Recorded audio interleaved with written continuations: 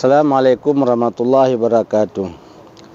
Pemirsa yang budiman, bulan Ramadan adalah bulan yang sangat penuh dengan kelebihan-kelebihan.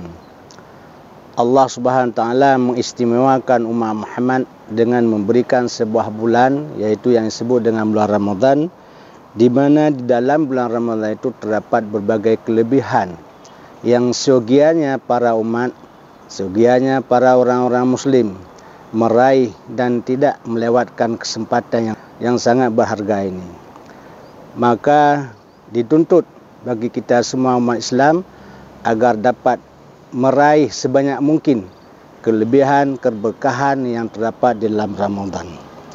Di antara hal-hal yang perlu diperhatikan oleh segenap kita umat Islam, pertama, selalu berpuasa di siang harinya dan menghidupkan malam Ramadannya dengan cara mengisi dengan berbagai ubudiyah. Di antaranya adalah salat tarawih, salat witir, salat tahajud, zikir dan berdoa.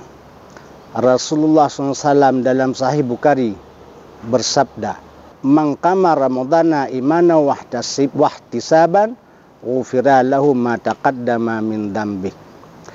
Di dalam Sahih Nasa'i, Rasulullah SAW menyebutkan, Syahru Ramadana syahrun kataballahu alaikum siyamahu wa sanantu lakum qiyamahu paman sama wa aqama imana wahtisaba kharaja min sudumihi kayomin waladat su ummuh. Sahih Bukhari menjelaskan, barang siapa yang menghidupkan bulan Ramadan karena panggilan iman dan ikhlas patuh semata-mata karena Allah, niscaya diampuni baginya segala dosanya yang sudah berlalu. Dan dalam riwayat Nasa'i dijelaskan, bulan Ramadan adalah satu bulan yang Allah wajibkan ke atas kamu akan berpuasa, dan aku sunnahkan untuk menghidupkan malamnya.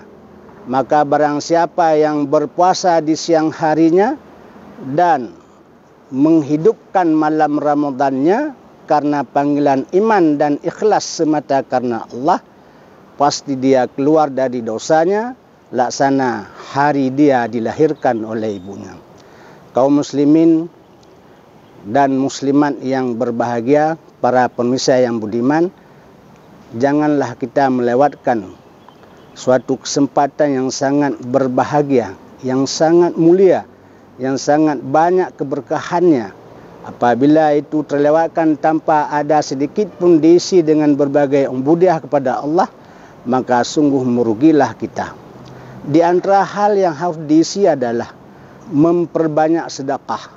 Rasulullah SAW bersabda ketika ditanyai oleh seorang sahabat, ayu sadaqah afdal?